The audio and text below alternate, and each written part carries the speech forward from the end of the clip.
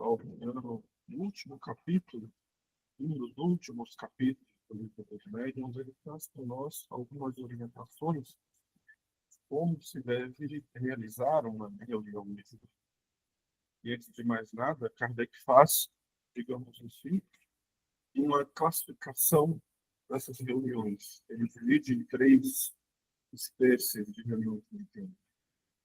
A primeira delas, Kardec vai nos trazer um exemplo da reunião frívola, chama de reunião frívola, ou divertimento, em que as pessoas, geralmente, não são trabalhadores da seara espírita ou da seara espiritualista, se reúnem por mera curiosidade, por mero divertimento, entre aspas, para tentar fazer essa conexão com o plano espiritual, com o outro lado da vida.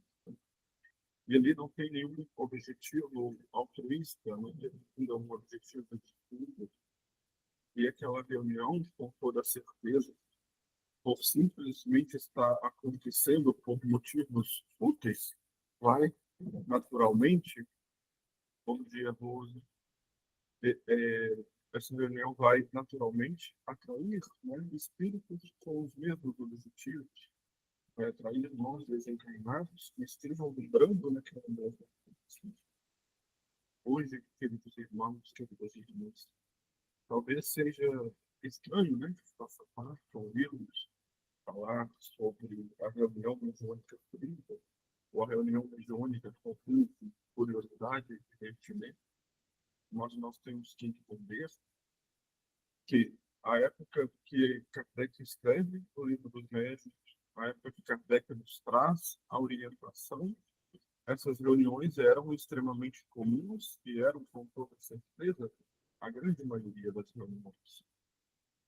Historicamente, a doutrina espírita surge dessas reuniões, digamos assim, eram extremamente comuns ao tempo de Kardec, né? Aquilo que a doutrina chamou do espetáculo, entre aspas, das mesas girantes, né?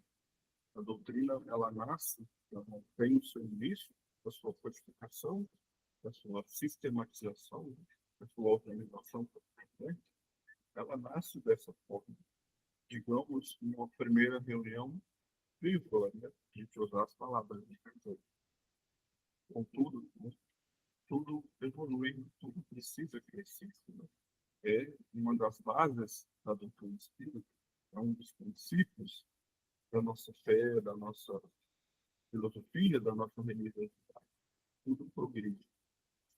E muitos de nós talvez se perguntem o porquê ter nascido dessa forma, né? Com espetáculos, com reuniões, com objetivos não tão nobres. Queridos irmãos, a época de Kardec, ainda hoje nós estamos em um mundo extremamente materialista, né? Mas a época em que a doutrina chega no plano físico, o nosso mundo era ainda mais materialista. Nós não tínhamos ainda desenvolvido os sentidos que a doutrina vai chamar dos sentidos espirituais, né? Para percebermos com maior clareza, com maior objetividade o plano espiritual. Então, para que se chamasse a atenção, para que do pouco em geral, da massa das pessoas que viam aquelas reuniões, os primeiros fenômenos mediúnicos foram, sim, mais materiais, mais materialistas. Para quê? Para atingir os nossos sentidos materiais. Então, por isso surge dessa forma o fenômeno mediúnico estudado, né? Não que o fenômeno já não existisse antes, ele sempre existiu, mas dentro do estudo dado por Kardec, a gente percebe que ele se inicia dessa forma.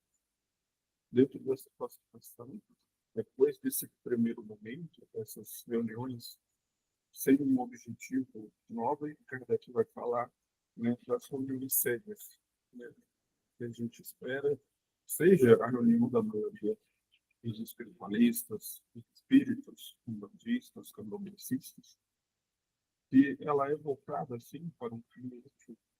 É uma reunião que tem uma determinada organização, é dirigida por alguém que tem uma bagagem de estudo e espera-se queira ter, ao menos, uma disponibilidade de serviço do bem, e é uma reunião geralmente voltada para a instrução, por estudo, né? Talvez uma reunião como a nossa, a querida irmã que me recebeu em casa, nós estamos no horário, mas não temos ainda ninguém encarnado presente, né? Isso nós sabemos muito claramente, né? Mas a literatura espírita é rica nesse sentido, né?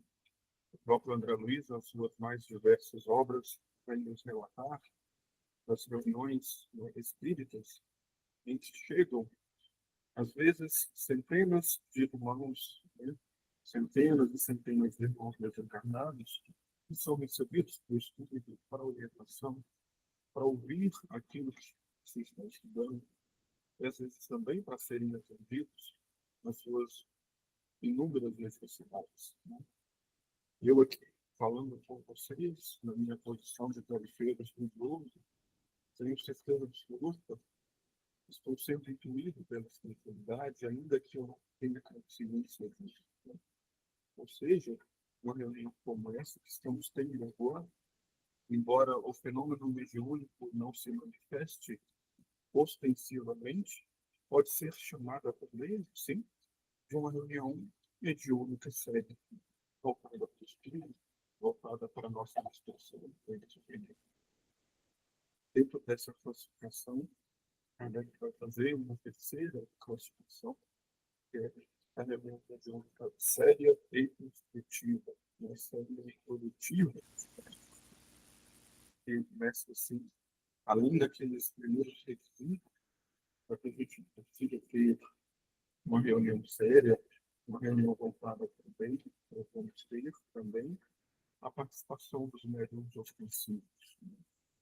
como com a manifestação também extensiva da espiritualidade, seja a espiritualidade orientadora dos trabalhos, né, a espiritualidade de luz, como costumamos dizer, ou aquela espiritualidade representada por aqueles irmãos que vêm porque são necessitados de socorro, necessitados de auxílio, às vezes necessitados de uma orientação, de um direcionamento, em muitos casos até mesmo curas, né,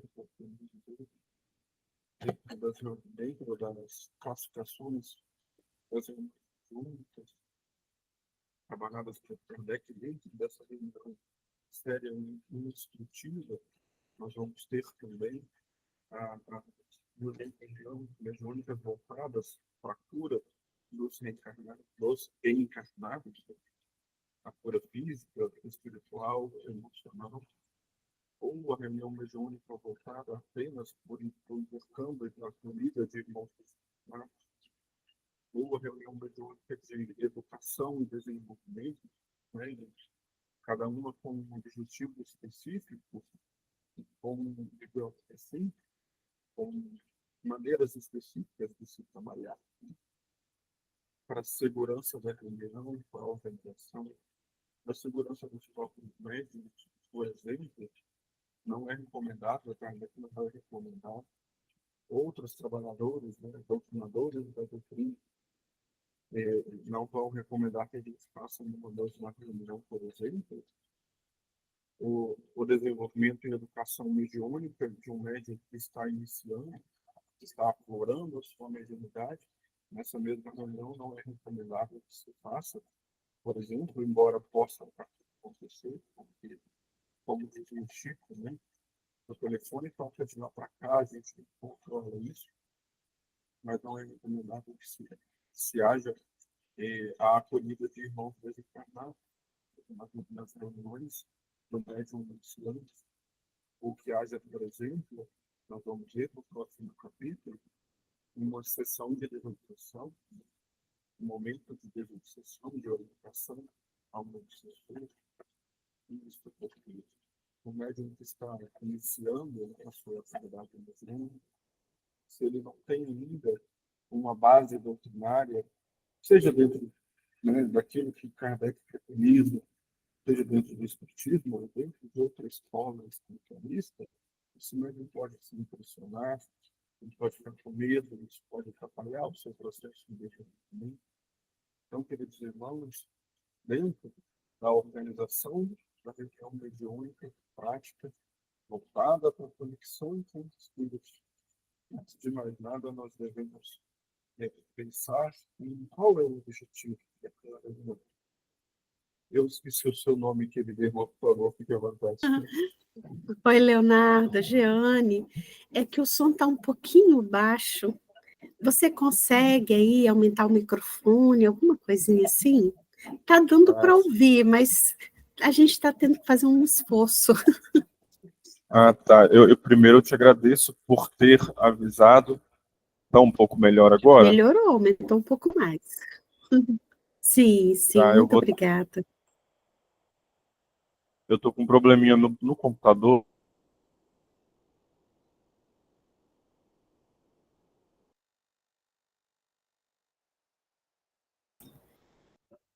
Agora ficou mudo.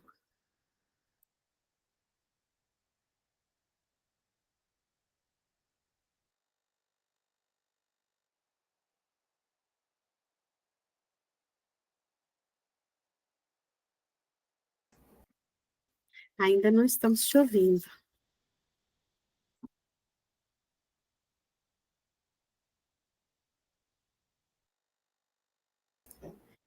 Está mudo. Continua mudo. Quer sair e entrar de novo? Às vezes ele aceita a configuração no pós. Obrigada, a gente te aguarda.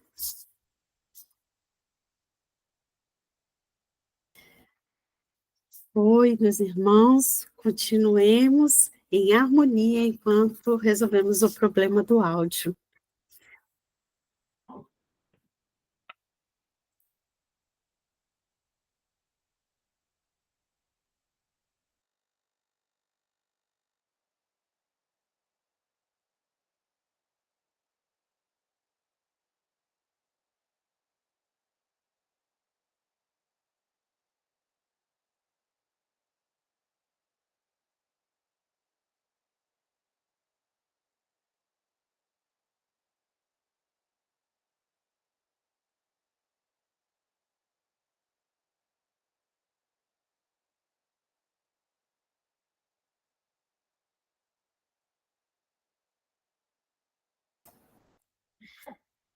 Acredito que a internet dele tenha caído. Ah, chegou. Oi, gente, Leonardo. bom dia novamente. Nossa, que maravilha! Voz de radialista agora. Seja bem-vindo. Agradeço muito, gente. Peço perdão, é um probleminha, acho que no computador e no microfone. Aí eu passei para o celular. Eu só vou ficar sem a câmera, porque eu estou também com o telefone carregando ao mesmo tempo. Mas vamos continuar na nossa reflexão. Eu peço perdão a vocês pelos contratempos. Faz parte, né? Perfeito. A palavra é toda sua agora, viu? Fique à vontade. Agradeço muito, viu? Queridas irmãs, nós estávamos falando, né, do objetivo da reunião como sendo o primeiro critério que nós devemos pensar, né, quando da realização das reuniões mediúnicas. Estou tentando encontrar novamente o livro, gente, só um minutinho. Porque isso, né, como a gente estava dizendo, a depender do critério não perdão, a depender do objetivo da nossa reunião, ela terá um determinado direcionamento. Como eu dizia, se é uma reunião de educação e desenvolvimento mediúnico, não é recomendável que se faça nessa mesma reunião uma sessão de desobsessão, né, de orientação e condução, muitas vezes de espíritos ferrenhos na sua obsessão, de espíritos que trazem ainda consigo muito ódio, muito desejo de vingança. Eu, como expositor, como trabalhador espírita, embora não tenha muito tempo, já recebi a dádiva da espiritualidade de participar de diversas reuniões em que a gente percebe, né, que a manifestação de irmãos que, no fundo, estão em sofrimento, mas que se manifestam de maneira bem ostensiva, né, digamos assim, o que pode impressionar um médium que esteja iniciando a sua atividade. Então, é sempre preciso, antes de mais nada, nós pensarmos em qual é o objetivo, né, daquela reunião. E passando, queridos irmãos, para a comparação que a Dona Terezinha nos traz, por favor, se vocês não estiverem me ouvindo bem, se manifestem, tá? A Dona Terezinha, ela traz um comparativo entre dois tipos de reunião, né? Aquela que ela não está tão bem orientada, tão bem preparada, e aquela que está, sim, bem orientada. E ela vai colocar reunião A, reunião B. Uma reunião A, um local adequado para atividade. Uma reunião B, um recinto impróprio, com muita obscuridade ou sem ser um local preparado, né? Antes de mais nada, né, gente, nós precisamos de um local adequado para esse tipo de reunião. A casa espírita, ou a casa umbandista, candomblecista, seja, né, qual for a linha que o irmão ou a irmã se filie, né? Kardec não vai recomendar hoje, em especial, especialmente Emmanuel trabalha muito isso, né?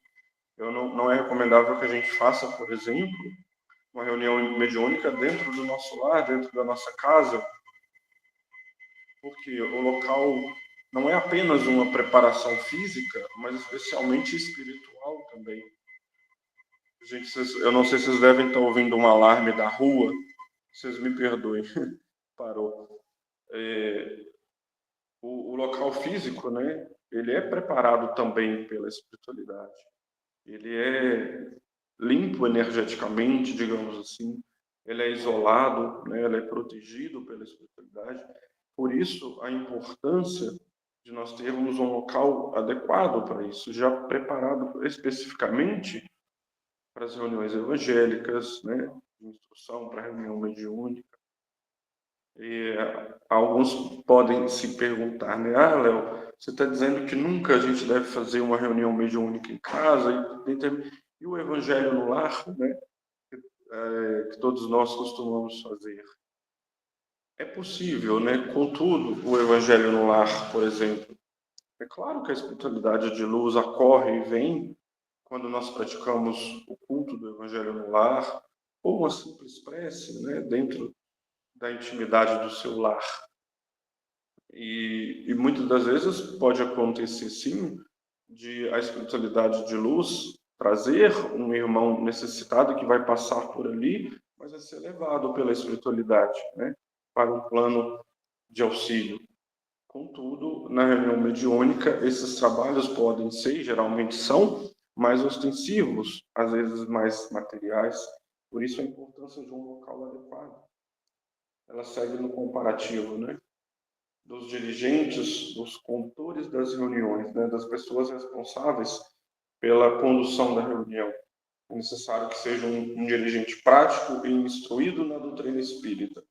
Numa reunião que não esteja tão bem orientada, um dirigente sem prática ou sem instrução doutrinária, né? Como estávamos dizendo, o estudo, né, a persistência e a vontade da prática do bem é, com toda certeza, o principal ou um dos mais importantes requisitos da reunião mediúnica. Seguindo no comparativo que ela nos traz, uma reunião A utilização dos passes somente para quem deles necessita, né? Uma reunião sem tanta preparação, passes indistintamente, né? Queridos irmãos, a mecânica do passe, né, nós sabemos, é um meio de transfusão, de transmissão de fluidos semimateriais, né, energéticos, materiais e espirituais, que são voltados para um fim específico, né, para quem deles necessita. E essa transmissão de fluidos, ela demanda a transmissão energética, como a gente está dizendo, tanto do médium passista quanto da própria espiritualidade, né? Então, nós não podemos indistintamente sair, né, distribuindo, entre aspas, o passe aleatoriamente ou para uma pessoa que não esteja necessitada, né? Não é, o passe não é como, digamos assim, um copo d'água que eu posso pegar a qualquer momento e ingerir. Há um porquê, há um objetivo específico, né? E Dona Terezinha segue no livro, no capítulo de hoje, nessa comparação. Reunião A, um vestuário comum, simples e discreto, tanto para os dirigentes, para os médiums, para os participantes da equipe, para os atendidos, né? Numa reunião séria, voltada unicamente para um intercâmbio produtivo com a espiritualidade. Reunião B, que seria, né, não tão produtiva, para usarmos as expressões de Kardec. Vestes especiais dos dirigentes, dos médiuns e demais participantes da equipe. Queridos irmãos, aqui eu particularmente gosto de olhar com um pouco de cuidado, né, para essa recomendação específica e para algumas outras que Kardec vai fazer, que a Dona Terezinha nos traz hoje também, né, em que Kardec ele vai recomendar fortemente que não é necessário uma vestimenta especial, que não é necessário nenhum culto exterior, né, nenhuma, por exemplo, uso de velas, uso de qualquer outros instrumentos materiais, né, digamos assim. Mas eu gosto de dizer, meus irmãos, que não é necessário, mas não necessariamente vai atrapalhar se houver. E por que eu falo isso? Hoje, embora trabalhador, né, da doutrina espírita, eu tento me manter o mais aberto, o mais mente aberta possível. E nós vamos ver sim, muito naturalmente, nosso querido irmão Murilo, né, tarefeiro, né, da casa de vocês, como umbandista. Os irmãos, né, da matriz africana trazem sim alguns elementos exteriores que para eles fazem sentido, que para eles é talvez uma necessidade de expressão e de conexão, né?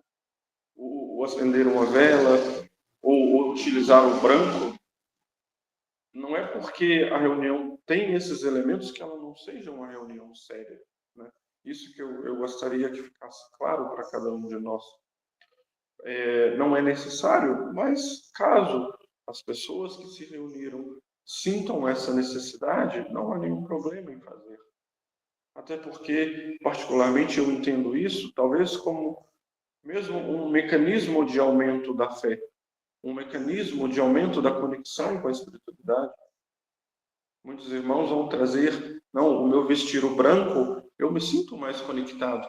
E o simples fato do médium, da pessoa, do dirigente, dele se sentir mais conectado, ele tem uma maior predisposição e essa conexão realmente é maior, né? Não pelo fato externo em si, mas pela predisposição espiritual, psicológica, energética, que o fato exterior causa na pessoa que quer conectar. Então, dentro dessa comparação que a Dona Terezinha nos traz hoje, que Kardec, das recomendações que Kardec nos traz, eu, né, sempre recomendo e penso e trago para mim mesmo. Vamos olhar com um olhar também do outro, porque, né, muitas casas poderão fazer, é comum nós vermos a reunião rígida, seguindo estritamente aquilo que Kardec recomenda, né, sem nenhuma ritualística, sem nada externo, e tudo bem que assim se faça, né, vai funcionar, mas caso haja algum elemento que a pessoa deseje, que os participantes desejem utilizar naquela reunião, isso não é de nenhum modo, né, um impeditivo de que aquela reunião seja sincera e produtiva. E aí nós chegamos num ponto em que a querida irmã falava no nosso início, com respeito ao horário previsto para a duração da reunião. Uma duração que não seja, uma reunião que não esteja bem orientada, começa fora do horário, começa mais tarde, ou termina muito mais tarde. E por que a importância disso, né, gente? A reunião mediúnica, ela tem compromisso e responsabilidade dos dois lados, dos dois planos da reunião. A espiritualidade de luz, que, por exemplo, trabalha e assessora a fraternidade Mundo Luz, ela não trabalha somente com a fraternidade Mundo Luz, né? Geralmente um espírito, um orientador espiritual, ele vai atuar e trabalhar em diversas frentes, em diversas casas espíritas, em diversas casas umbandistas, candomblecistas. Então, a espiritualidade tem o seu compromisso também. Depois da reunião mediúnica aqui conosco, ela tem outros afazeres, da mesma forma que nós temos. Então, por isso a importância de respeitarmos o horário, a disciplina dos horários. E com toda certeza, né? Como dizia Emmanuel, disciplina, disciplina e disciplina. Nós precisamos estar disciplinados em todos os aspectos, né, da nossa existência. Então, o respeitar o horário é o mínimo. E aí eles vão falar da pontualidade, da abertura dos trabalhos, ou numa reunião não tão bem orientada, na demora na abertura e no atraso, né? Falando ainda da disciplina. Dona Terezinha segue comparando as reuniões, né? Uma reunião uma preleção, ela sempre vai ter uma preleção doutrinária adequada ao tipo de reunião. Uma reunião que não esteja tão bem orientada, ela ou não vai ter nenhuma orientação doutrinária, né, para os participantes, ou às vezes poderá ter uma que fuja do objetivo da reunião. É muito comum, né, queridas irmãs, antes de todos nós entrarmos, a nossa irmã fazia a prece inicial. Por que isso, né? Para que a gente consiga se conectar mais fortemente com a espiritualidade, para que a gente consiga, dentro das possibilidades de cada um de nós, fazer o desligamento das coisas da matéria. Eu tenho um amigo também, expositor, trabalhador espírita, que ele brinca, e eu tenho certeza que é comum a muitos de nós. Não adianta nós estarmos aqui agora na nossa reunião de estudo, seja na posição de expositor, seja na posição de ouvinte. Nós estamos aqui trabalhando e estudando, mas a mente está em outro lugar, está pensando o que eu vou fazer no almoço, o que eu vou almoçar hoje, o que eu vou fazer mais tarde, né? Se não houver uma conexão mental, emocional e espiritual, essa reunião ela não vai ser tão profícua, não vai ser tão produtiva. E a preleção doutrinária, a prece inicial, a conversa inicial, ela serve também para isso, né? Antes de um trabalho mediúnico ostensivo, seja ele qual for, né? Seja qual o objetivo for desse trabalho. É por isso que, geralmente, nas reuniões mediúnicas, nós temos, se a reunião mediúnica dura ali 1 hora, 1 hora e meia, nós temos 20 minutos de concentração, de estudo, né? De ensino da doutrina, porque isso vai fazendo com que nós consigamos ir nos conectando mais com a espiritualidade, né? E que a reunião siga o seu objetivo. Uma reunião A, médiuns esclarecidos e educados. Uma reunião B, médiuns despreparados, vociferando, gesticulando demais, batendo mãos ou pés, usando expressões inconvenientes. É claro, queridos irmãos, aqui mais uma vez, né, o recomendável, aquilo que Kardec nos traz, é o médium esclarecido e educado.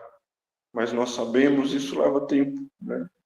A mediunidade ostensiva, às vezes ela vem tão forte na pessoa que ela não vai conseguir segurar, ela não vai conseguir, né, se expressar com clareza, com educação, com polidez, né?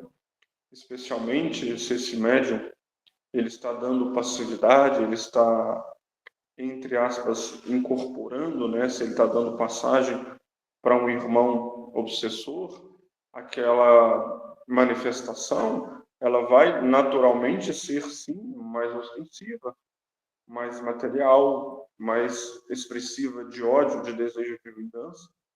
E é natural que assim seja. É claro que com o tempo, com muita prática, com muita dedicação, o médium vai conseguindo filtrar e se expressar com mais tranquilidade, com mais educação, né? Com mais urbanidade, mesmo sendo um irmão em extremo sofrimento. Né? Porque muitas das vezes, queridos irmãos, a maioria das vezes, na verdade, né? O espírito ele precisa ali da conexão do médium por momentos muito pequenos, né? E dizer, às vezes, poucas coisas para aceitar a luz e aceitar ser conduzido. Então, o treino, né? A boa vontade de servir sempre é muito importante para todos os médiuns que estão reunidos em prol do trabalho, né, evangélico. Seguindo na comparação que a dona Terezinha nos faz, eu não sei se talvez algumas de vocês estejam acompanhando no livro, eu estou com ele numa versão digital, estou na página 135 do livro digital, né? Às vezes no físico pode ser que mude. Nós precisamos de um ambiente disciplinado e sem práticas exteriores, né? Para uma reunião mais séria, mais objetiva. Dona Terezinha vem nos recomendar, e aquilo que Kardec diz. Mas eu digo, mais uma vez, aquilo que eu dizia antes. Em algumas casas, em algumas expressões de fé, em algumas escolas, há sim as práticas exteriores. E eu entendo que, embora elas não sejam necessárias, caso existam, né, com um objetivo altruísta, com o objetivo de aumentar a conexão, ela em nada atrapalha, né? Uma reunião não tão bem coordenada, não tão bem orientada, a dona Terezinha vai nos trazer o que acontece, né, nessas reuniões. Comunicações desordenadas de vários espíritos ao mesmo tempo, cantos extravagantes, velas, defumações, banhos de defesa. E aqui eu repito, queridos irmãos, talvez fosse a época a posição de Kardec, é a posição da autora do livro, mas caso alguém sinta a necessidade, sinta a conexão, e eu digo para vocês, eu sou suspeito para falar, eu tenho uma profunda conexão espiritual, sim, com a Umbanda, com a nossa ancestralidade, e vejo isso como uma expressão de fé, diferente daquela que talvez muitos de nós kardecistas estejamos acostumados, né? Mas isso não, quando houver, né, essas manifestações, tirando, é claro, algumas peculiaridades, né? Por exemplo, uma reunião mediúnica, nós não devemos ter, ou espera-se que não tenha, né, vários médiuns falando ao mesmo tempo, e aí entra também o próprio aprendizado de se educar a própria mediunidade. Se eu estou numa reunião mediúnica com 4 médiuns ostensivos, tarefeiros, e já tem um médium manifestando a psicofonia, por exemplo, eu sinto que tem um irmão comigo querendo se manifestar, eu, como médium em educação, em desenvolvimento, eu tenho que treinar, entre aspas, segurar, digamos assim, autorizar que aquele irmão se manifeste, dar aquela passagem, eu tenho que esperar que o outro termine para que eu possa falar. Até porque, enquanto eu aguardo, pode ser que esse irmão seja conduzido, ele não precise mais se manifestar através de mim, né? Através daquele médium. Ou se nós já temos, talvez, um médium que esteja dando a passagem pela psicofonia, talvez eu possa tentar dar a passagem pela psicografia, por outro meio de comunicação, né? Então, essas coisas sim são importantes. Mas, volto a dizer, aquilo que a doutrina vai chamar, né, de culto exterior, se acontecer, né, eu vejo com profundo respeito como uma necessidade de cada indivíduo, de cada grupo de pessoas, e não entendo que caso haja essa manifestação exterior, que ela diminua a caridade, o amor daquela reunião. Seguindo na nossa comparação que a dona Terezinha nos traz, gente, por favor, que, né, se alguém tiver uma dúvida, se alguém tiver um complemento, se discordarem de mim, por favor, se manifeste. Porque só eu falando, né? Fica chato, só eu falando.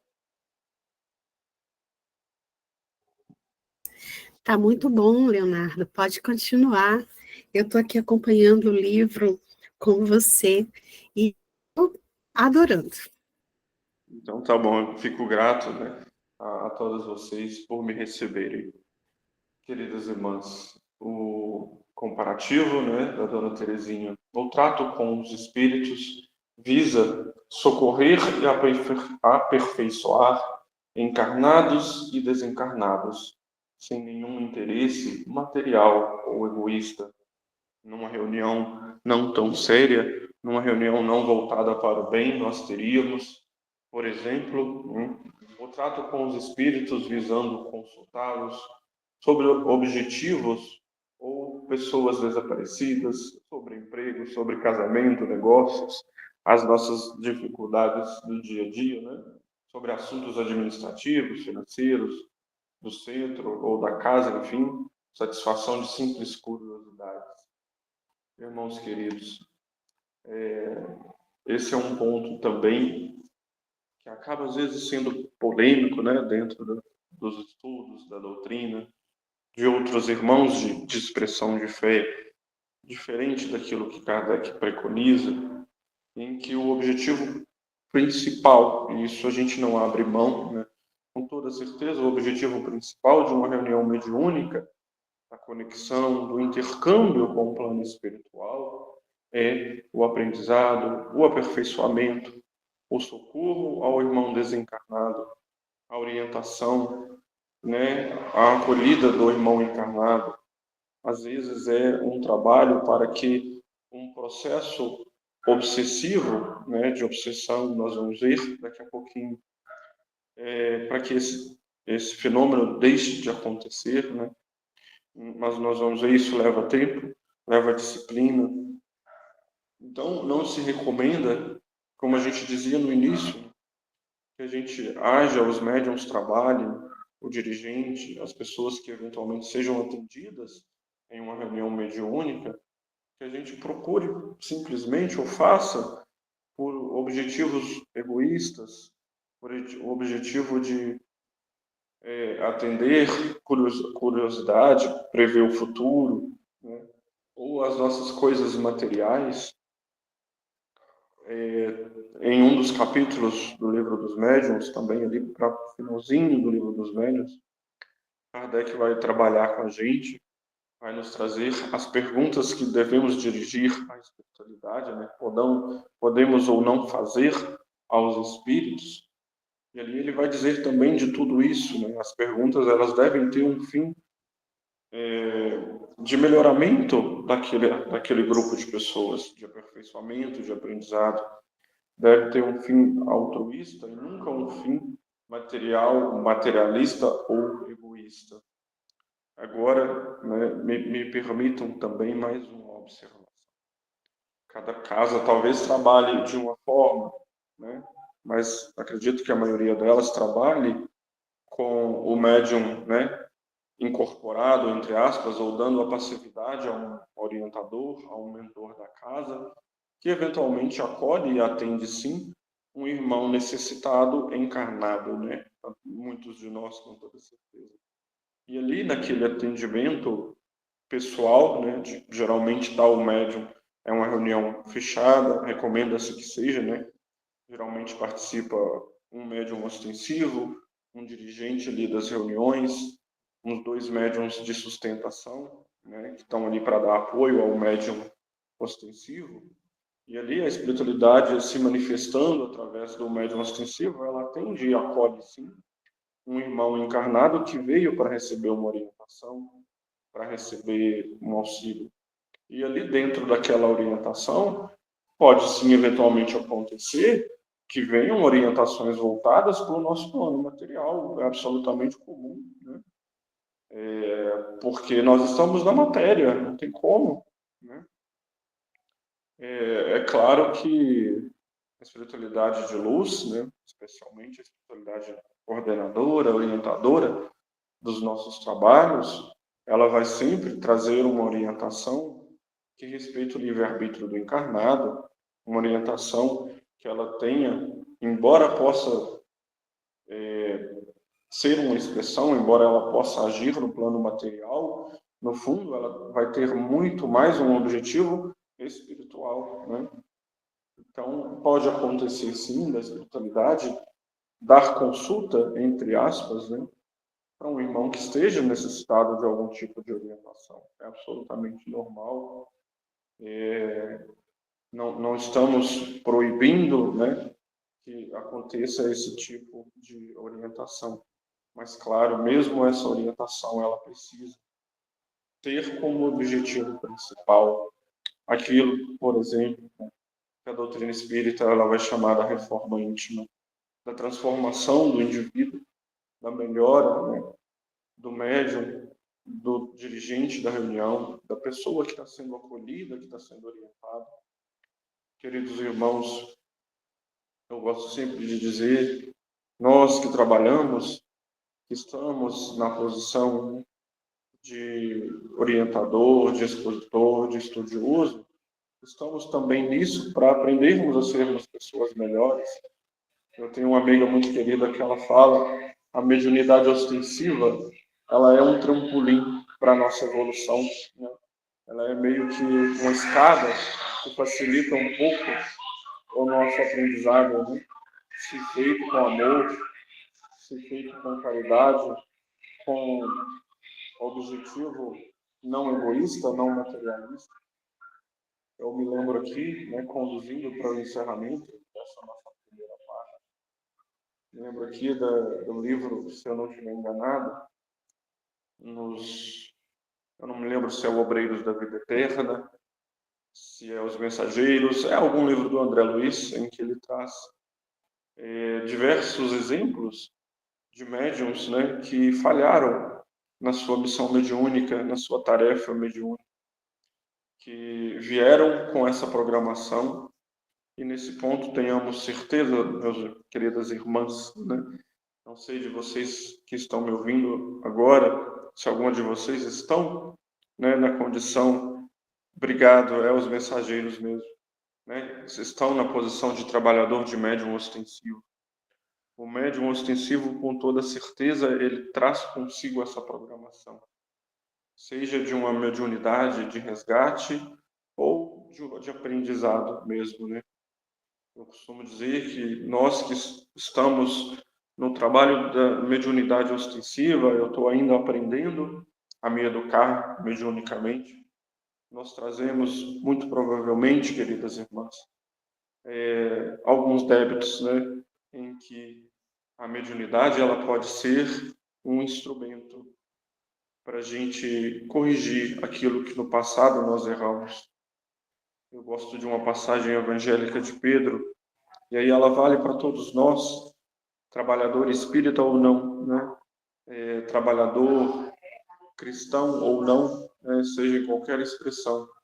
Pedro vai falar em uma de suas cartas que a caridade cobre uma multidão de pecados, né? Quem de nós, ao longo da nossa existência espiritual, da nossa jornada, da posição que estamos hoje, quem de nós não traz consigo uma multidão de erros, uma multidão de ignorâncias, uma multidão de errarmos o alvo, de errarmos aquilo que gostaríamos de ter acertado? Teologicamente, né, o termo pecado, ele pode ser compreendido como errar o alvo, né? E quando nós conseguimos, na prática do bem, na prática da caridade, nas suas mais diversas expressões, seja ela qual for, a caridade material, a caridade de, às vezes, ouvir um irmão com um abraço, com uma acolhida, uma das formas mais eficazes, mais belas e mais bonitas da caridade, espiritualmente falando, uma prece que fazemos pelo irmão, seja, né, do nosso âmbito afetivo, familiar ou de amizade, ou quem a gente sequer conheça fisicamente, a prece é uma lindíssima e poderosíssima expressão de caridade. Na reunião da casa que frequento, participo, Na última terça-feira, estávamos estudando no Livro dos Espíritos a condição das mortes violentas, né? Em que a gente estudava o como que numa situação de morte violenta, de um irmão desencarnado, que desencarna dessa forma, ou não necessariamente, mas que esteja numa vibração de dor, de sofrimento, de escuridão. Às vezes a prece feita por um irmão que esteja nessa conexão é a única coisa que faltava para que ele fosse resgatado pela espiritualidade de luz. É como que uma fagulha de luz chega para ele e permite que ele consiga perceber a equipe de resgate que está ali sempre ao lado, mas por uma situação vibratória, por uma situação magnética, né? Por uma situação de vibração energética, esse irmão não consegue perceber a equipe de resgate que está ali perto dele. E aí, às vezes, a prece, feita com amor em prol desse irmão, vai fazer com que ele, entre aspas, né, abra os olhos espirituais e consiga perceber a espiritualidade e seja levado para um lugar mais feliz. E, fechando o nosso capítulo, a dona Teresinha faz uma espécie de avaliação, né, das reuniões. E ela nos pergunta: você foi assistir a uma reunião mediúnica e o dirigente lhe avisou que se você chegasse atrasado não poderia entrar.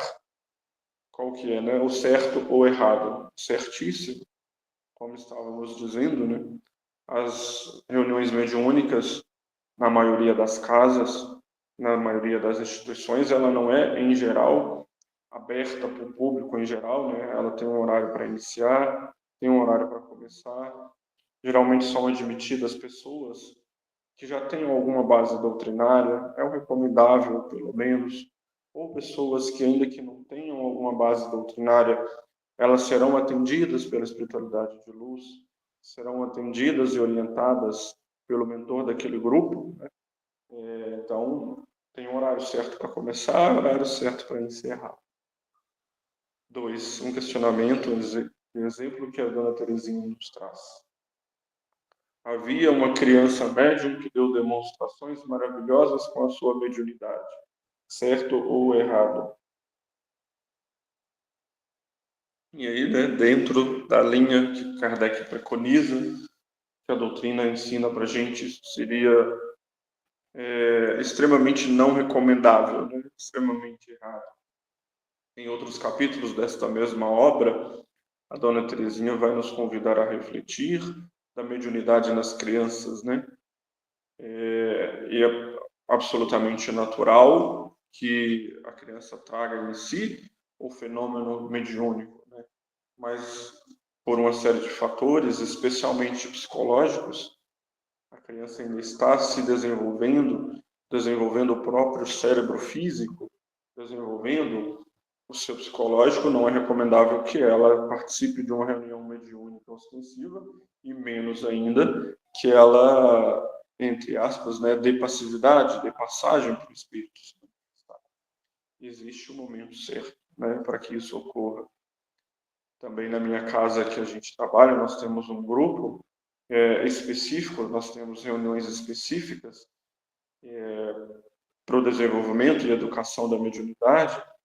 E lá no grupo nós temos, sim, 2 adolescentes, né, que estão aflorando a sua mediunidade, em que a gente acolhe, orienta, faz a limpeza energética, faz a condução de alguns irmãos que eventualmente estejam acompanhando aquela criança / adolescente, mas não é permitido ainda que ela atue como trabalhadora, né? Que ela atue ostensivamente como médium. Todo tem o seu tempo, né? A questão 3, né, é um último exemplo que a dona Teresinha nos traz. Você e outros participantes poderão fazer consulta aos espíritos sobre os seus problemas pessoais e tudo o que mais quiserem, né? É aquilo que estávamos dizendo, né? Não é recomendável que se faça esse tipo específico de, entre aspas, consulta, né, aberta aleatoriamente a todos que estão ali, e que se façam perguntas muito pessoais, coisas do dia a dia, coisas exclusivamente da matéria, mas isso não impede, é claro, que haja, se a reunião for voltada para aquele objetivo. Nós temos também na nossa casa, em que congrego, uma reunião voltada para o auxílio aos encarnados, mas ali a gente separa, né, um grupo de encarnados que vai ser atendido naquele momento, naquele dia, e ali, né, somente os médiuns e quem está sendo atendido, acolhendo as demandas pessoais de cada um. Aqui nós encerramos a nossa primeira parte, queridas irmãs. Eu abro a palavra para vocês, né, até porque para a gente fique um pouco mais dinâmico, fiquem absolutamente à vontade. Caso queiram complementar, perguntar.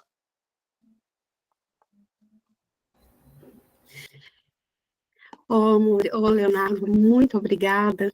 Maravilhosas recomendações que você vem trazer para a gente, né, de orientações da dona Terezinha, e complementos a mais, né, como a questão dos médiuns caídos, lá do livro Os Mensageiros. A Rose quer se manifestar. Rose, seja muito bem-vinda. Eu também queria só agradecer ao Leonardo, né?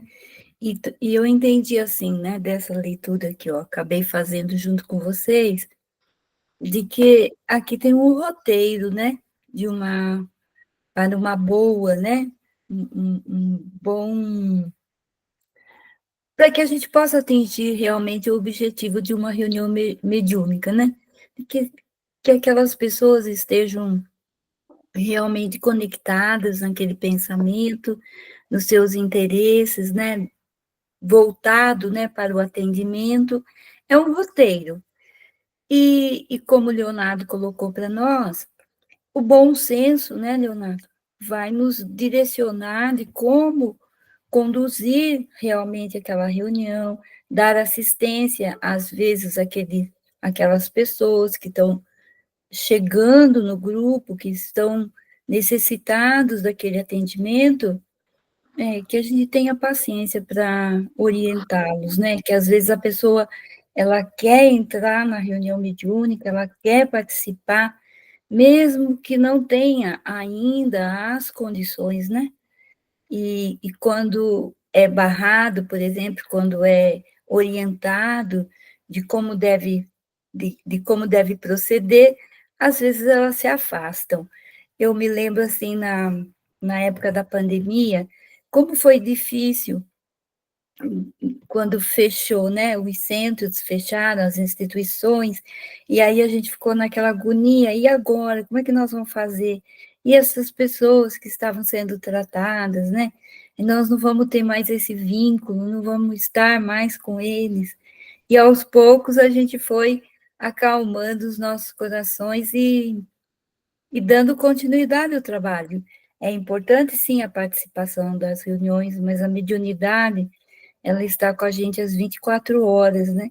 Então, a gente tem que realmente saber se organizar, manter, né, os nossos pensamentos em vigilância, nossa oração.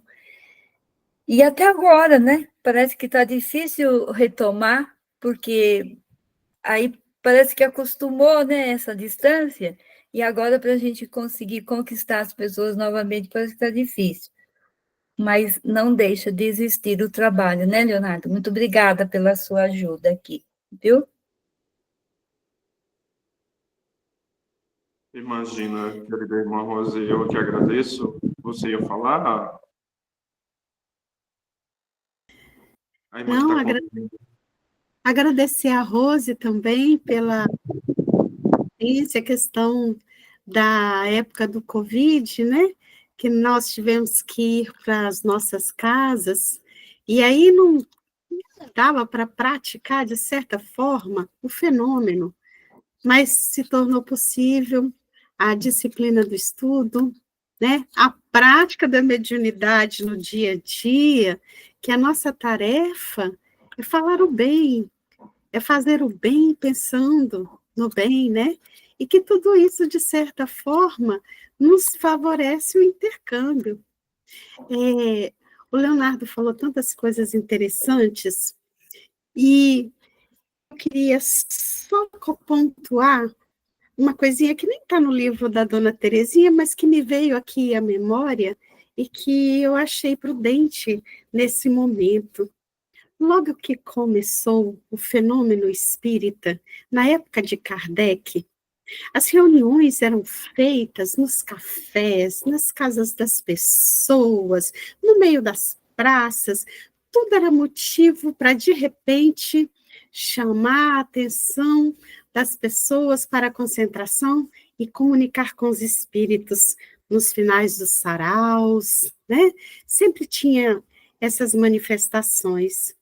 E aí chega Kardec com a sua disciplina, com a sua organização, e vai com prudência, com cautela, chamando as pessoas para observar como aquilo ali era uma coisa séria, como era importante nós percebermos a educação, a disciplina e o respeito com aqueles que vinham se manifestar. Alguma mensagem eles tinham que trazer. E aí Kardec vai disciplinando e vai criando as reuniões mediúnicas. Esse surgimento foi muito importante, porque aos poucos ela foi saindo do contexto popular e foi sendo trazido para o restrito, não com a intenção de proibir, mas com a intenção de disciplinar. E hoje nós sabemos da importância da harmonização para cuidar, para consolar. Por esse motivo, é uma das maiores caridades que se pode fazer. Quando você ouve sem saber quem é, escuta, vê e fala sem saber quem é. E assim a gente aprende a administrar o nosso amor, que não precisa de olhos para examinar, precisa de amor e pensamento bom. Era esse o meu comentário, Leonardo, sobre a questão das reuniões sérias do seu começo, né? Do porquê arregimentar todo mundo num grupo e que assim fica mais fácil trabalhar. Muito obrigada, viu? Para descansar o Leonardo um pouquinho e para que a gente possa entrar na segunda parte do estudo, eu queria ler uma mensagem do livro Agenda Cristã, do André Luiz, para que a gente possa voltar o pensamento para algumas reflexões importantes sobre a nossa vida como médium. E é a mensagem 42, intitulada Você Mesmo. André Luiz nos diz: lembre-se de que você mesmo é o melhor secretário da sua tarefa, o mais eficiente propagandista de seus ideais, a mais clara demonstração de seus princípios, o mais alto padrão do ensino superior que seu espírito abraça, e a mensagem viva das elevadas noções que você transmite aos outros. Não se esqueça, igualmente, de que o maior inimigo de suas realizações mais nobres, a completa ou incompleta negação do idealismo sublime que você apregoa, a nota discordante da sinfonia do bem que pretende executar, o arquiteto de suas aflições e o destruidor de suas oportunidades de elevação. É você mesmo. Não bote a culpa em ninguém. Cuide-se de se melhorar, porque assim melhorará o ambiente à sua volta. Bons pensamentos traduz corrente do bem conectada com Deus. E é isso, meus irmãos. A partir destes pensamentos, vamos entendendo que a nossa responsabilidade é seguir com Jesus e conectados com Ele. Muito obrigada. Leonardo, a palavra é sua. Eu que agradeço, querida irmã, né? Prosseguindo na nossa reflexão, no nosso estudo de hoje, talvez o normal da casa fosse até ter agora outro expositor, né? Mas eu até preferi, por uma questão de praticidade, seguir, né, nesses 2 capítulos. Graças à bondade da espiritualidade, eu tenho muitos compromissos, né, como tarefeiro expositor, e nem sempre nós temos datas disponíveis. Queridas irmãs, nós vamos refletir agora no capítulo 22 da obra da Dona Teresinha, Obsessão, item 1, né? O que é o fenômeno da obsessão? Esse fenômeno que, como Kardec nos traz, a Dona Teresinha traz nesta obra, é aquele fenômeno de uma conexão, de uma interação prejudicial, às vezes fortíssima, a mais comum, entre um irmão desencarnado para com um irmão encarnado. A Dona Teresinha vai nos dizer, em linguagem espírita, obsessão é a ação prejudicial, insistente e dominadora de um espírito sobre o outro, exercida por conta própria ou a mando de terceiros. Em alguns casos, quando a ação é intensa e continuada, pode vir a causar reflexos prejudiciais no organismo do obsidiado. E aí ela nos traz uma observação muito pertinente. A ação dos bons espíritos, né, dos mentores, dos trabalhadores da luz sobre alguém, nunca é obsessão, porque é sempre benéfica e não dominadora, respeitando o livre-arbítrio da criatura. Queridas irmãs, ela nos traz um conceito básico, sucinto, mas muito claro do que é o fenômeno da obsessão, né? É essa ação prejudicial, dominadora, insistente, permanente, às vezes, de um espírito sobre outro espírito, né? Nós, às vezes, por nossa percepção de espírito encarnados, a nossa visão, vendo o fenômeno do lado de cá, né, do plano da existência, para nós vai ser mais comum a ação de um espírito desencarnado sobre um espírito encarnado, de um irmão que não tem mais o corpo físico sobre um irmão que ainda está na veste material no corpo físico, né? Digamos, talvez, o fenômeno mais comum dessa interação, dessa conexão entre esses 2 indivíduos, né? Mas nós vamos ver, existe também ao contrário, né, de um espírito encarnado ser obsessor de um espírito desencarnado. Ou de encarnado para encarnado pode acontecer também, né?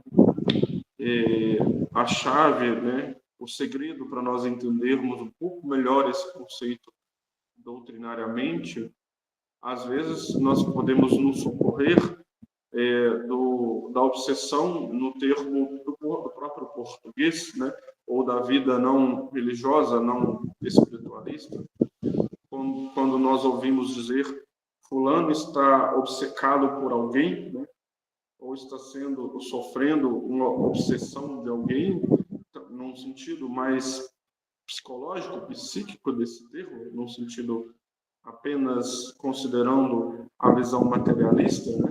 É alguém que está ali com a mente focada naquela pessoa, ou sendo o foco de outra pessoa, o seu querer, a sua vontade, as suas energias, todos os seus movimentos espirituais, emocionais, psíquicos voltados.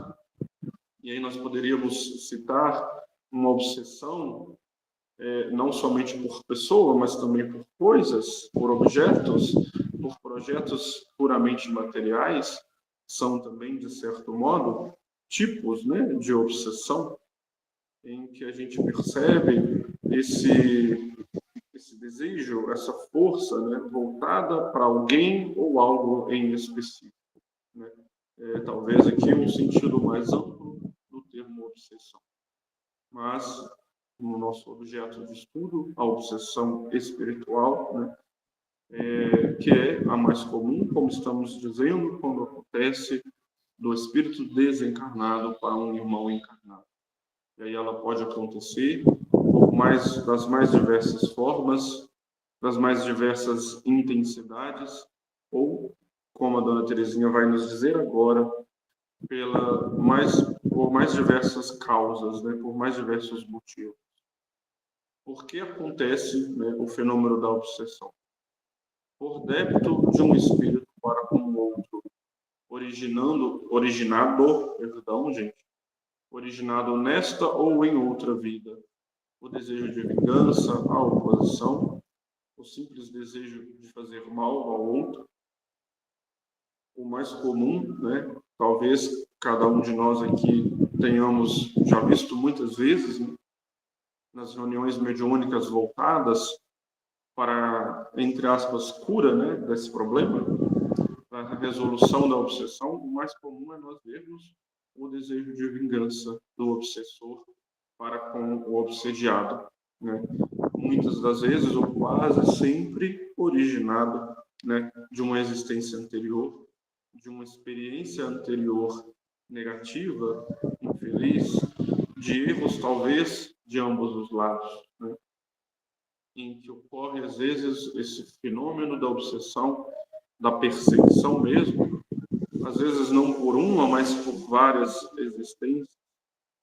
Eu tenho certeza que todas vocês conhecem aquele exemplo famoso que o Divaldo dá do Máscara de Ferro, que o perseguiu por 400 anos, né, como seu obsessor, por erros, por ignorância do passado. Então, é o mais comum esse tipo de obsessão, né, por um desejo de vingança. Ou pode acontecer também, e aqui talvez eu diria que qualquer um de nós pode se tornar potencialmente um obsessor dessa forma, ou sermos obsessores, sermos obsidiados ou nos tornarmos obsessores pela atração de um espírito para outro, pela lei da sintonia mental e condições morais. Participamos de um grupo de espíritos cujos gostos e inclinações são idênticos aos nossos. Nossas imperfeições atraem para junto de nós espíritos com idênticas imperfeições, vícios, falhas morais, tais como o alcoolismo, a maledicência, a ambição, a crueldade, o sexualismo exacerbado. O mau uso da mediunidade é uma falha que atrai igualmente maus espíritos. Aqui, queridos irmãos, dona Terezinha talvez possa estar nos dizendo, né, da obsessão ou do obsessor por ocasião, é um exemplo. Eu particularmente chamaria isso do assediador, que ele não tem uma conexão com o obsediado de desejo de vingança ou qualquer outra conexão mais forte, mas por uma sintonia de gostos, por uma sintonia, uma semelhança de ideias, de objetivos, esses espíritos acabam se conectando, né? E aí, isso pode ser por um período mais longo, menos longo, dependendo da situação. Ou pode até ser uma simples oportunidade de momento, um irmão qualquer, que dentro de todas essas dificuldades que a dona Terezinha citou, né? A falha moral, o alcoolismo, a maledicência, a ambição, a crueldade, a sexualidade descontrolada, não educada, né? Tudo isso são oportunidades para que a gente se conecte com irmãos desencarnados que vibram na mesma sintonia, que vibram na mesma faixa vibratória, na mesma dificuldade. E quando eu brinquei, né, no iníciozinho da leitura, que todos nós temos ainda o potencial de sermos obsediados ou nos tornarmos obsessores de alguém, né? Eu estava querendo dizer daquela conexão, às vezes mais psicológica, mais sentimental, né? Em que nós nos ligamos a alguém ou a pessoas, às vezes especialmente dentro da própria família, E quando é chegado o momento da separação temporária, muitos de nós não compreendem ou não aceitam essa necessidade e acaba por se tornar, muitas das vezes, um obsessor da própria família. É o esposo que desencarna e não entende, não compreende e se torna obsessor da esposa ou vice-versa. É o pai que se torna obsessor do filho e vice-versa. Na minha última reunião de estudo doutrinário, um amigo querido e também, né, participante responsável pelo estudo do Livro dos Médiuns, ele brincava. Ele acabou de ser pai e dizia: eu, se desencarnar hoje, não vou para nosso lar, talvez eu fique aqui, né, pagiando, querendo ficar o tempo todo com a minha filha. Então, queridos irmãos, esse é um exemplo que a gente traz, mas que serve para nos ensinar a importância da gente saber e aprender a amar da maneira correta, né? Amar com desprendimento. Mesmo aquele ente querido, o pai, a mãe, o filho, o esposo, a esposa, né? Que a gente ama muito, mas que a gente consiga transformar esse amor num amor com desprendimento, num amor com desinteresse. O Divaldo sempre fala nas suas preleções, uma frase muito bonita: quem ama libera, quem ama solta, né? A gente aprende, então, a amar com esse desprendimento, para que, talvez por um descuido nosso, a gente não acabe caindo numa situação, né, semelhante a esta. Essa obsessão, essa conexão, né, entre dois espíritos, às vezes, por uma questão sentimental, mas um sentimento que ainda não foi bem educado, bem direcionado. E ela segue na nossa leitura, né? Se houver também afinidade fluídica, né, energética, eletromagnética, material ou semimaterial, o espírito obsessor tem um campo livre para uma maior ação sobre o obsidiado. Mas o que prende junto a nós o obsessor não é propriamente a afinidade fluídica, mas a moral. O exemplo que a Dona Terezinha nos traz, o móvel da obsessão, de Hilário Silva, em A Vida Escreve, psicografado por Francisco Cândido Xavier. Então, queridos irmãos, é o fator moral, especialmente, que vai atrair ou afastar, né, o espírito obsessor, e é também a afinidade fluídica que vai fazer com que ele fique mais conectado a nós, digamos assim. E aí, o remédio para isso é sempre a reforma íntima, a reforma moral, né, a transformação. Nós sabemos que em um caso de obsessão, às vezes casos graves, né, em que o obsessor é persistente na sua vontade, o remédio, a cura leva tempo, o afastar desse irmão e a condução dele para uma condição melhor leva tempo, mas requer especialmente a reforma do obsidiado, a transformação moral, a predisposição para o bem, né, do obsidiado, que é um próximo item, que é uma das causas, pode ser uma das causas da obsessão, pela falta de ação no bem. Se nós não estamos, queridos irmãos, predispostos, né, não temos ainda uma vontade voltada para a prática do bem nas suas mais diversas oportunidades, e trazemos ainda, como a autora falou, linhas atrás, naturalmente todos nós trazemos ainda maus pendores, tendências negativas, né, nas mais diversas expressões. Se nós não temos conosco o remédio do bem, o escudo da prática do bem, nós acabaremos por conectarmos com irmãos que vibrem e que tragam ainda as mesmas tendências. Então, a falta da prática do bem também ou pode ser a causa de um fenômeno obsessivo, às vezes não tão grave, mas ele pode sim acontecer.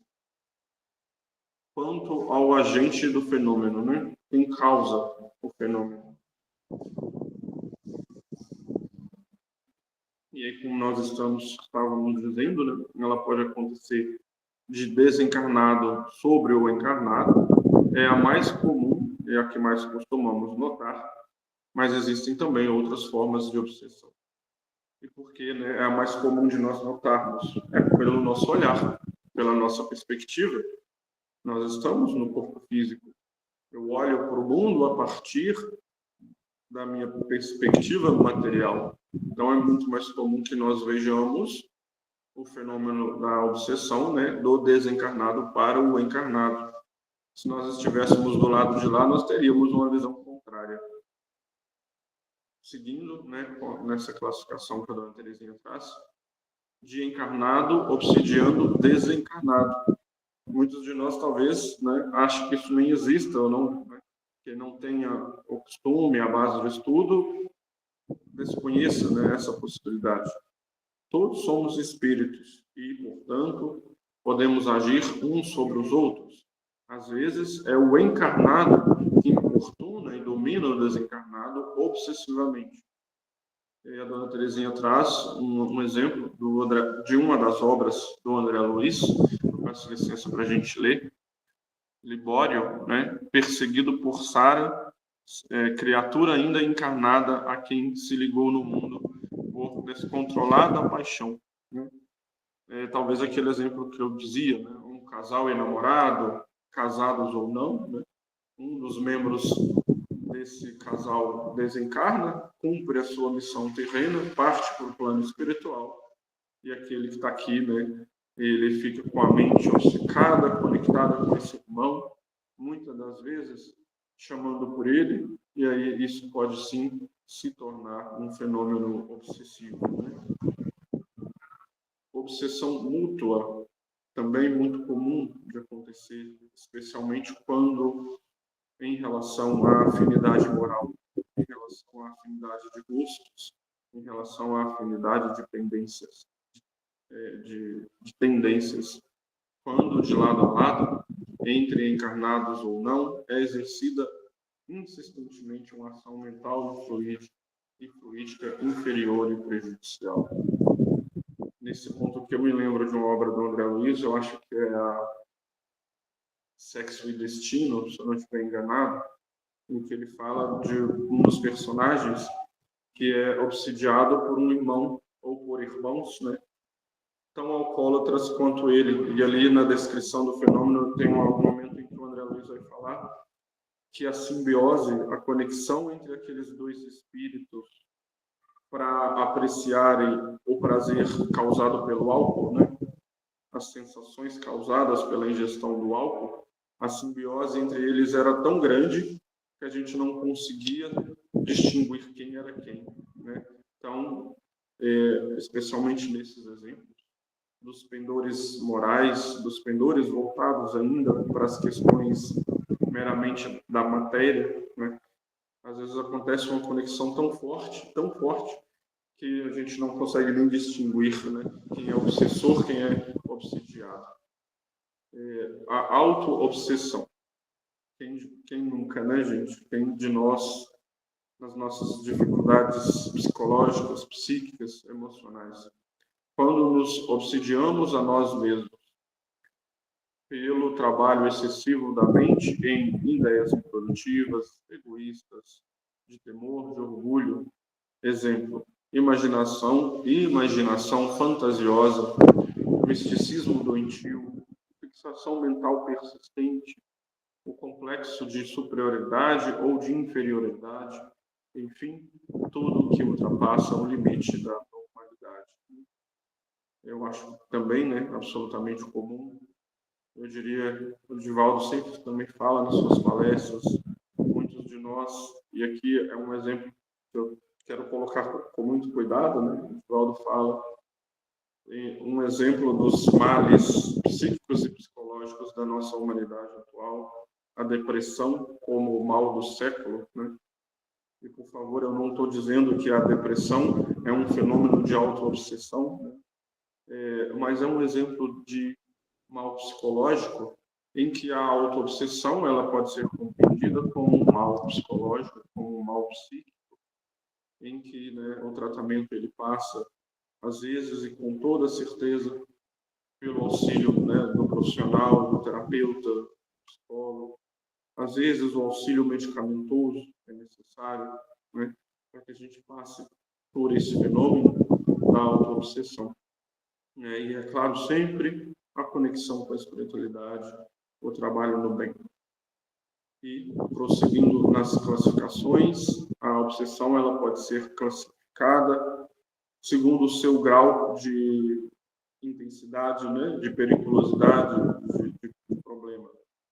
A obsessão simples, ela é percebida pela pessoa. Sua insistência incomoda, mas o problema não está enraizado. O chamado encosto, entre aspas, as situações mentais e fluídicas esporádicas é encontrada no período pré-mediúnico. De modo geral, todos nós a sofremos de vez em quando. Eu disse, né, eu colocaria aqui aquilo que eu chamei do o obsessor de ocasião ou o assediador, em que há uma conexão entre espírito desencarnado e irmão encarnado, médium ostensivo ou não, né, por qualquer motivo, né, por qualquer situação. Às vezes, mesmo não sendo um trabalhador espiritualista, mesmo não sendo um médium ostensivo, a gente, por uma série de razões, nós baixamos a nossa vibração, nós densificamos o nosso campo energético, né, a nossa aura, o nosso campo eletromagnético, às vezes por emoções descontroladas, e atraímos temporariamente para o nosso campo eletromagnético irmãos que estejam na mesma faixa vibratória. Ou às vezes atraímos também, ocasionalmente, por más disposições, más tendências, né, absolutamente normal. É a chamada obsessão simples. Mas temos também aquilo que Kardec vai chamar, a Dona Terezinha utiliza aqui, a fascinação. Neste caso, o obsidiado não se reconhece importunado, porque o obsessor foi astuto e, agindo disfarçadamente, conseguiu fasciná-lo com uma ilusão. O obsidiado acha a sua ilusão certa e bela, confiando no obsessor. Né? Também, talvez, muito comum de acontecer, especialmente conosco, trabalhadores da seara espírita ou espiritualista, ou médium ostensivo, que não esteja ainda bem educado, bem desenvolvido, voltado para a prática do bem, consciente da sua tarefa, consciente da sua responsabilidade, consciente de que ele é um instrumento de trabalho da espiritualidade, pode atrair muitas das vezes irmãos que querem atrapalhar os trabalhos, que querem dificultar a evolução daquele grupo, daquela pessoa, ou até de nós enquanto humanidade, enquanto coletividade. Pode acontecer, né? Sim, esse fenômeno de uma obsessão um pouco mais arraigada, mas uma conexão fluídica e às vezes moral um pouco maior, que é o fenômeno da fascinação. Eu particularmente gosto de incluir aqui, né, dentro do fenômeno da fascinação, a chamada obsessão ou assédio inteligente, né, em que o obsessor ele é um espírito às vezes de grande conhecimento intelectual, mas infelizmente ainda não cresceu moralmente, e ele tenta nos influenciar negativamente para, por exemplo, nos tirar da nossa tarefa, nos tirar do nosso desejo no bem. Tenho certeza absoluta que todas vocês aqui hoje comigo, né, sofrem ou já sofreram esse tipo de tentativa de assédio espiritual, de obsessão. É aquele desejo que às vezes vem: hoje eu não vou no centro espírita por isso, por aquilo. Hoje eu não vou fazer minha tarefa por isso e aquilo. Ou qualquer outra expressão, né, de fé: não vou no culto evangélico, ou não vou na missa, não vou no terreiro de Umbanda, ou não quero ir. Às vezes são, na verdade, pensamentos em que o assediador, o obsessor, inteligentemente ele tenta colocar na nossa mente, no nosso desejo, para nos desviar do caminho, né? Seguindo a subjugação. A vontade do obsidiado foi dominada, moral ou fisicamente. Exemplo, um médium que se sente compelido a escrever sempre, em qualquer local ou momento, ou até mesmo sem lápis ou caneta. Movimentos involuntários, tal como ajoelhar-se, erguer as mãos, falar sozinho na rua, etc.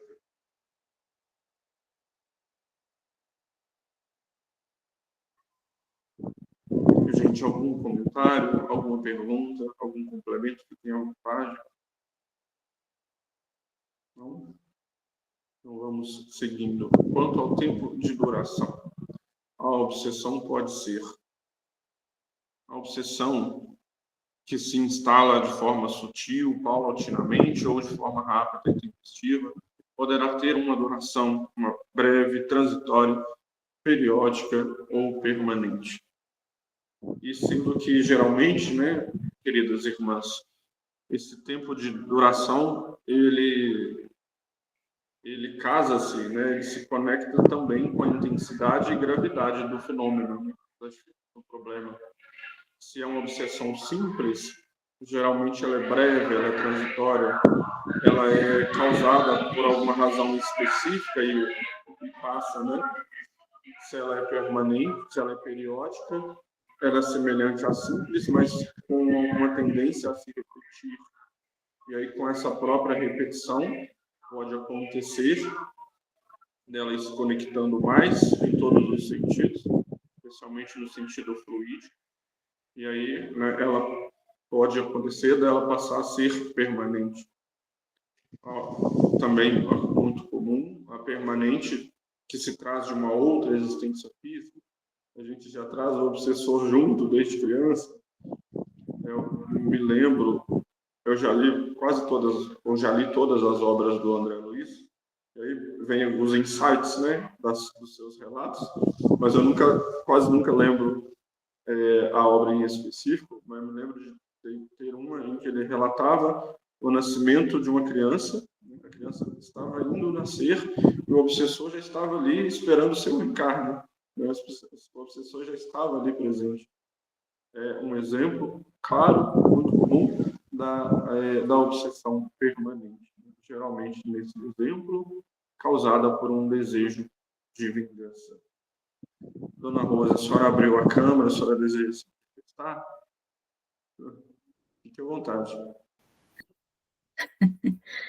Não, Leonardo, eu estava acompanhando aqui a sua fala e estava procurando também aqui no livro sobre, né, algo e qual deveria ser a nossa reação quando a gente percebe, né, essa continuada do espírito, porque com o tempo a gente consegue ter esse discernimento, né, e que esse pensamento não é meu, não, ele está me tirando, né, do caminho. No começo a gente não tem essa noção. Parece que a gente está num turbilhão assim e não consegue perceber nada. Mas o tempo vai nos dando esse discernimento, né? Isso realmente não me pertence. Não posso deixá-lo que ele domine, né? Na minha vida, na minha ação. Você estava falando aqui, eu estava pensando em abrir a câmera, mas está ótimo. É isso mesmo. Vamos lá, que o nosso tempo, né? E você tem bastante coisa para nos acrescentar. Obrigada. Eu que agradeço. Como se cura, né? Como nós podemos tentar, na medida do possível, resolver o problema da obsessão. A libertação de alguém que está obsidiado se consegue pela ação do encarnado, que, sem se abater, suporta com paciência o assédio espiritual e, enquanto isso, procura ir se renovando moralmente e se exercitando na prática do bem, né? Ou seja, queridos irmãos, aquilo que a gente falava, né, em relação ao encarnado que sofre esse processo. O mecanismo mais importante, né, para que esse processo seja resolvido é a reforma íntima. é a renovação moral, né? É a tendência que o obsidiado tem e precisa fazer, esse movimento de transformação.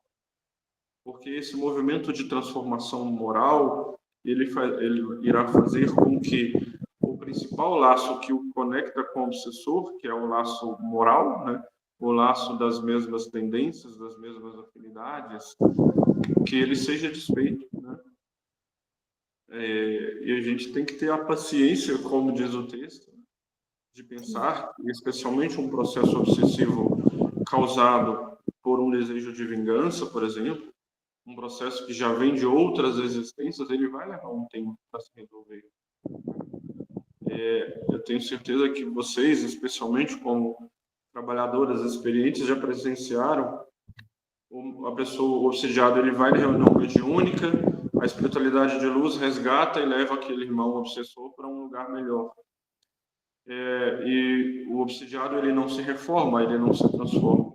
Passado algum tempo, ele atrai de novo, né? O mesmo obsessor traz de volta. Então, se não houver essa transformação, fica bem mais difícil. Da ação do desencarnado, né? Que ele se desanima por não obter os efeitos que pretendia ou se sente motivado a se modificar para o melhor. O melhor dos mundos. É o nosso desejo que o obsessor ele aprenda, ele perdoe quando for necessário, né? Ele siga, né, a sua jornada espiritual. Da ação de terceiros. E aí entra talvez o nosso trabalho, né, como orientador, como médium, que ofereçam tanto ao obsessor quanto ao obsidiado esclarecimentos sobre o porquê dos seus sofrimentos, como conduzir e se conduzir e libertar para se continuar a progredir. As preces, como recomenda Jesus, orai pelos que vos perseguem. Os passes e vibrações, né, que entra talvez ali na questão da prece. Eu até achei que tinha mais conteúdo, gente, mas o capítulo até que está terminando. Há esse trabalho doutrinário e mediúnico na tônica do amor fraterno, que se faz procurando libertar alguém da ação espiritual prejudicial e insistente que esteja sofrendo. Chama-se desobsessão, né? Uma das nossas reuniões, como a gente falou na primeira parte, um dos objetivos da reunião mediúnica é fazer esse trabalho de desobsessão, né? E aí, voltando, conectando um pouquinho com aquilo que nós dizíamos da prática da reunião bem orientada, como isso deve ser feito, né? O dirigente, geralmente o dirigente ele é também, ou pode não ser, né, o responsável por ser o dialogador, doutrinador, orientador daquele espírito que irá se manifestar na condição de irmão em sofrimento, na condição de espírito obsessor, em que há aquela conversa, aquele intercâmbio, aquela conexão, e muitos de nós possamos talvez imaginar, né? É só a conversa? Não. O fato do espírito ele estar, entre aspas, conversando com o médium, que pelo simples fato de estar encarnado no plano físico, aquela conexão, o espírito às vezes obsessor, ou o espírito em sofrimento, ele precisa dessa sensação materializada, né? Essa sensação tangível, porque às vezes ele nem tem a própria percepção do próprio desencarne. Nós, ou quem trabalhe na condição, por exemplo, do dialogador, tem que, às vezes, treinar e ter muito tato nessa conversa, porque às vezes você diz abruptamente, você morreu, você está desencarnado, você não tem mais corpo físico, aquilo pode causar um choque no espírito, e mais prejudicar do que auxiliar, né?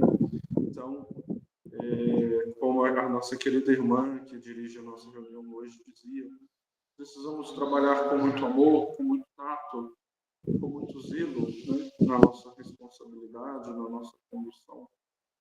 E tanto como trabalhador ou alguém que está sofrendo a obsessão, sabermos que o fenômeno demora um pouco, pode demorar, pode levar tempo, e requer de nós especialmente a reforma interior, a reforma íntima, do sermos pessoas melhores. O Divaldo, no seu trabalho, nas suas psicografias orientadas pela Joana de Ângeles, eu acho uma obra monumental, vocês devem conhecer. Quem não conhece, recomendo que façam a leitura da série psicológica da Joana de Ângeles. É um instrumento de autotransformação e também de orientação dos nossos trabalhos, monumental.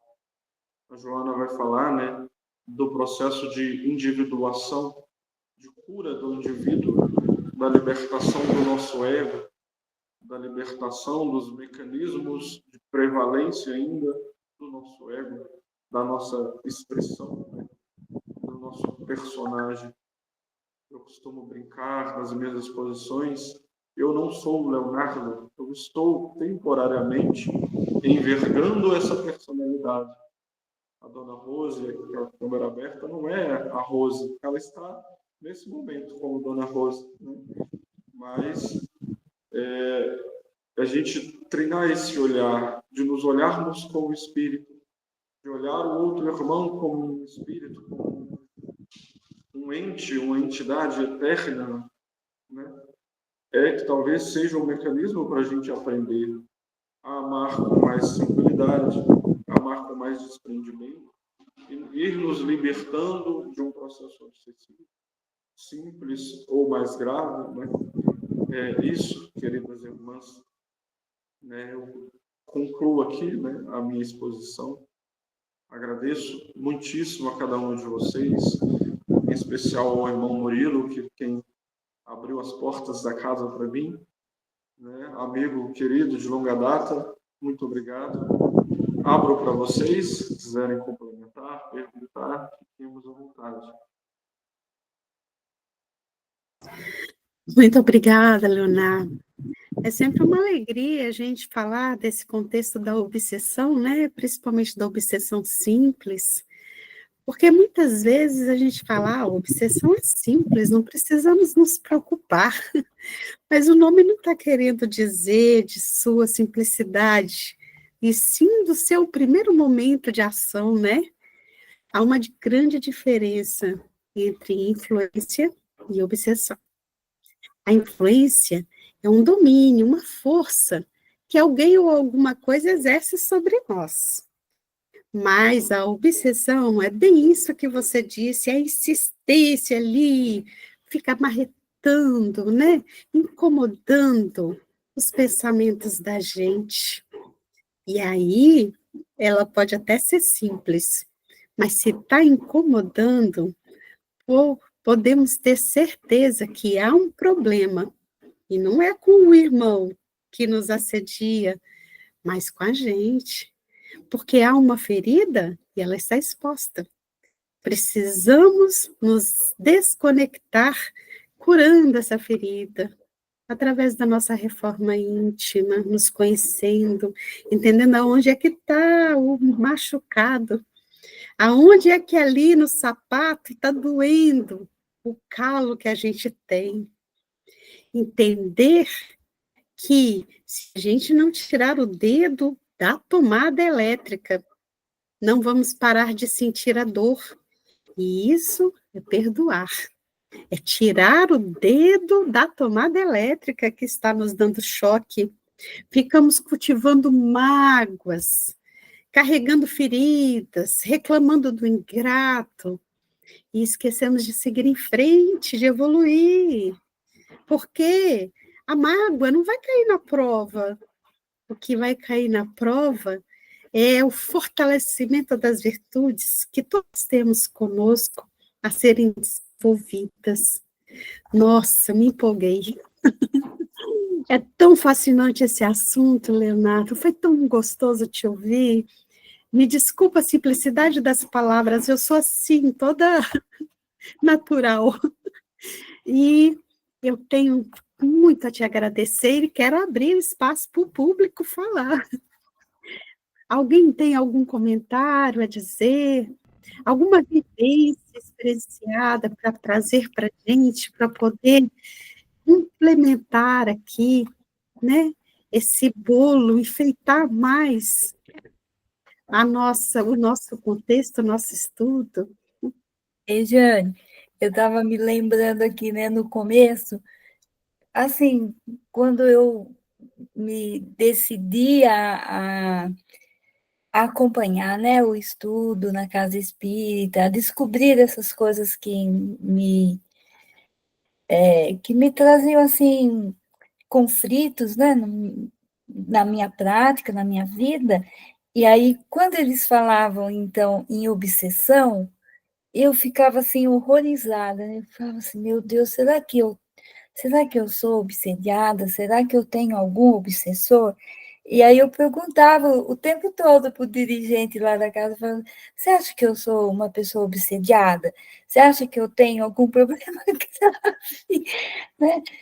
Meu Deus, como eu sofri no começo, até a gente entender, né? Como você falou, olha, você sofre a influenciação do encarnado, do desencarnado, de tudo quanto é jeito. Agora, você é que tem que tomar partido disso e manter, né, os seus padrões de pensamento mais elevados, não se deixar levar por essa influenciação, procurar perceber por que está acontecendo isso. Você sabe que, às vezes, eu achava assim, eu não sou uma pessoa ciumenta, eu não sou uma pessoa invejosa, e aos poucos eu fui aprendendo que, lá no fundo, a gente tem um sentimento, às vezes, do outro, né? Que, que não é legal, e que você tem que parar de pensar daquele jeito, e que você tem que mudar. Então, olha, para mim, a convivência, né, no grupo espírita, na casa espírita, eu não tenho muita experiência, assim, das reuniões mediúnicas, eu não tenho muita experiência, mas há 30 anos eu acompanho a mesma casa, então, às vezes eu sinto até uma certa dificuldade, porque eu não sei qual é a prática, né? Em outras casas, a gente sabe que cada casa tem o seu roteiro, tem o seu jeito de administrar. Então, às vezes eu tenho essa dificuldade, mas quero dizer assim que a gente, com o tempo, a gente vai acalmando o nosso coração e tem que tratar, né, com carinho, aquele que também a gente já presenciou, já percebeu, né, que ele se deixa envolver o tempo todo pela influenciação, pela obsessão, seja lá o que for, que a gente tem que ter carinho também, né? Então tem que ser tratado o obsessor e o obsediado, não é? Tem que ser tratado os dois, e a gente tem que ter esse olhar amoroso que Jesus tem para com todos, né? É isso. Ô, Rose e pessoas queridas, na Revista Espírita, no finalzinho, 1860, e no início também, 1861, Kardec vem nos contar uma história de uma pessoa que estava sendo obsidiada por um espírito. E aí, ela mesma decide se desvencilhar desse espírito e passa a fazer com o obsessor o mesmo que ele estava fazendo com ele, obsidiá-lo. E aí o espírito vem na reunião mediúnica de Kardec pedir socorro, auxílio, para ajudá-lo a se desvencilhar desse que antes ele obsidiava e que agora se tornou obsessor. A gente até acha um pouco engraçada a história, porque é algo assim que não acontece no nosso dia a dia, não é comum, né, acontecer essa troca.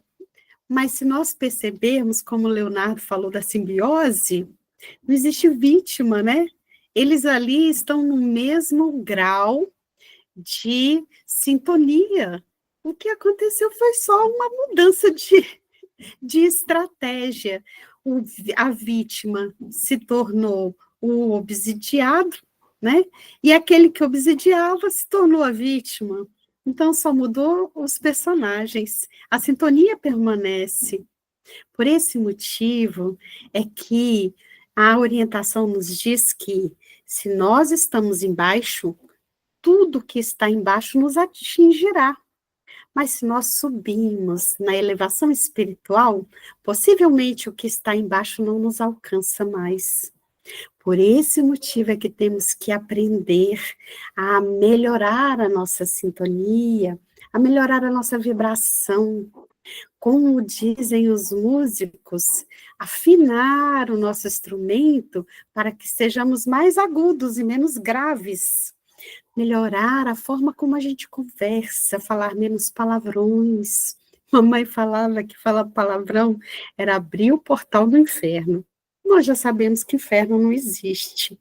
Então, se estamos falando palavrões, com certeza estamos nos conectando com algo lá embaixo, que a gente sabe que é a vibração inferior. Então, a palavra é um fenômeno mediúnico materializado, não é? Nós pensamos e falamos. Se falamos bem, vamos com certeza materializar flores por aí. Então, estejamos vigilantes na nossa fala, porque já é uma manifestação nos nossos pensamentos, na nossa paciência, porque não é porque somos espíritas, ou somos fiéis católicos, ou somos bons ubandistas, é porque queremos ser melhores pessoas. E o nosso foco é Jesus. Agradeço muito a todos que estiveram conosco. São temas fascinantes, como bem o Leonardo falou. Pouco tempo para falar tanta coisa interessante, mas tem um segredinho disso. É deixar a gente com vontade de estudar mais. Esse é o segredinho. O Leonardo falou, chamou a nossa atenção, a curiosidade para querer seguir em frente. Opa, vou estudar sobre o assunto. E assim é que nós continuamos. Ele traz para a gente a receita do bolo, mostra como faz, e a gente fala, quando eu chegar em casa eu vou fazer. É assim que funciona na vida da gente, na prática.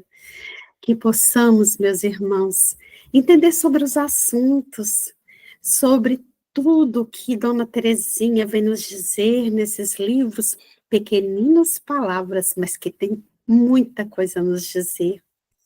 Leonardo, que Jesus te abençoe por ter trazido para a gente esses assuntos, por estar conduzindo a carruagem hoje, que possamos continuar nessa empreitada, seguindo nessa caravana rumo a Jesus.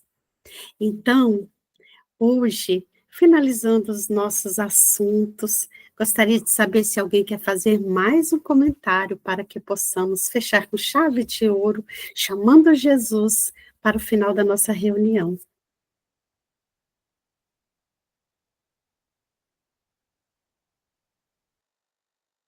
Irmãs queridas, eu desejo apenas mais uma vez agradecer infinitamente a cada uma de vocês por me ouvirem, por me darem a oportunidade do exercício de trabalho, né? Agradeço infinitamente a espiritualidade por nos tornar instrumentos do trabalho do Mestre Divino. O seu símbolo tão bonito me fez mais uma vez lembrar de uma das passagens do André Luiz. Somos todos condutores e conduzidos da nossa carruagem, e que a gente consiga conduzi-la com menos barulho, né? Lá no A Vida Continua, ele utiliza esse exemplo, da carruagem com menos barulho, é uma carruagem com mais bagagem espiritual, por isso não faz tanto barulho, né? Rogamos ao nosso Mestre Jesus que possamos sempre estar dispostos no trabalho do bem, na autocura, na cura do outro, como disse a Dona Rose. Eu nunca me esqueço de uma palavra que um mentor amigo da casa em que congrego me disse certa vez, que em cada tarefa como essa que nós desempenhamos, em cada estudo, na condição do médium que atende, na condição do irmão que atende no acolhimento fraterno, na condição do expositor que conduz a carruagem. Cada tarefa dessa, nós estamos, na verdade, minhas irmãs, trocando os curativos, né, da nossa própria alma. Perdoem a emoção. Eu ainda, como médium, aprendendo a conectar, às vezes ainda não consigo controlar a emoção e ela flui em gratidão. Viu? Muito obrigado a cada um de vocês. Leonardo, você me fez lembrar também do nosso querido Wallace Leal. Ele tem um livro chamado Ir para o Resto da Vida, e lá tem a história da carroça. O menino era um falador, e o pai pega e o leva para caminhar na floresta.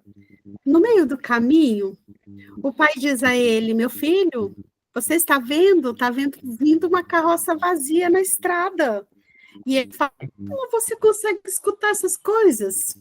Aí ele fala para o menino: silencie e escute. E aí o menino passa a ouvir um barulho. Aí ele fala: estou ouvindo, pai. Mas como é que o senhor sabe que essa carroça está vazia? É porque, meu filho, tudo que é muito vazio faz muito barulho. Fica a dica para todos nós. Gislene, querida, quer falar? Seja muito bem-vinda. Eu quero agradecer o Leonardo por tanto ensinamento que ele conseguiu passar nessa live hoje. E pedir desculpas que eu fiquei sem o vídeo aberto, porque eu estou na tarefa aqui na casa, no Mundo Luz, né? Aqui, ó, a gente está aqui hoje com um bazarzão e eu estou aqui ajudando. E muito obrigada, Leonardo, por tudo que você nos ensinou, e desculpa por não ter participado.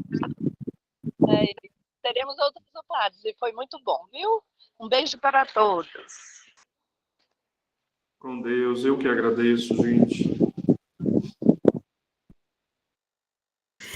Rose, querida, pode fazer a nossa prece final para poder fechar esse círculo energético e agradecer a Jesus. Obrigada. Olha, enquanto o Leonardo estava falando aí, eu estava procurando aqui como fazer uma prece, né, aos nossos irmãos, porque imperfeitos somos todos nós, encarnados, desencarnados, né, estamos nessa condição ainda. E aí eu estava aqui pensando e encontrei aqui no nosso evangelho uma prece dirigida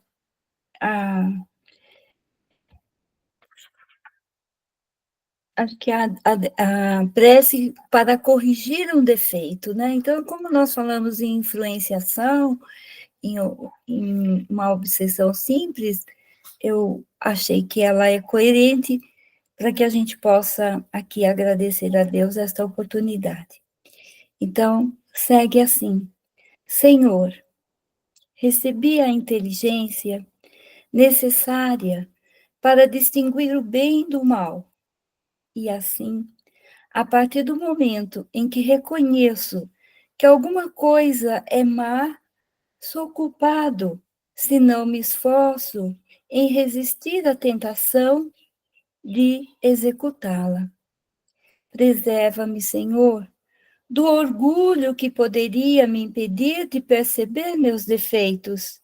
Preserva-me também dos maus espíritos que poderiam me incentivar a continuar com esses defeitos. Entre as minhas imperfeições, reconheço que sou particularmente inclinado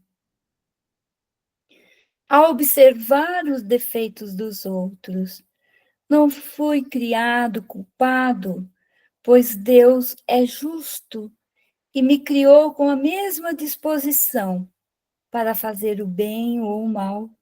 Se escolhi o mau caminho, foi pelo mau uso que fiz do meu livre-arbítrio, assim como tive a liberdade Para fazer o mal, tenho também a liberdade para fazer o bem e, por consequência, mudar o meu caminho. Meus defeitos atuais são os mesmos das imperfeições que trouxe das minhas existências anteriores e dos quais posso me libertar pela ação da minha vontade e com a assistência dos bons espíritos. Bons espíritos, protejam-me. Meu anjo de guarda concede-me as forças necessárias para resistir às más sugestões e sair vitorioso desta luta. Os defeitos são barreiras que nos separam de Deus, e cada defeito superado é um passo que dou no sentido de me aproximar do Senhor. Senhor, em sua infinita misericórdia, me concedeu a existência atual para que ela servisse ao meu adiantamento. Bons espíritos, ajudem-me para que eu aproveite bem essa oportunidade e que ela não se torne perdida para mim. Assim, quando Deus me retirar dessa vida, que eu possa retornar melhor do que quando aqui cheguei. Que o amor, que a paz, que a luz se faça presente em nossos corações. Que Jesus nos abençoe. Que assim seja. Graças a Deus. Que assim seja, graças a Deus. Que assim seja, graças a Deus. Muito obrigada a todos. Obrigada a vocês. Bom dia. Tenham um bom dia, queridas.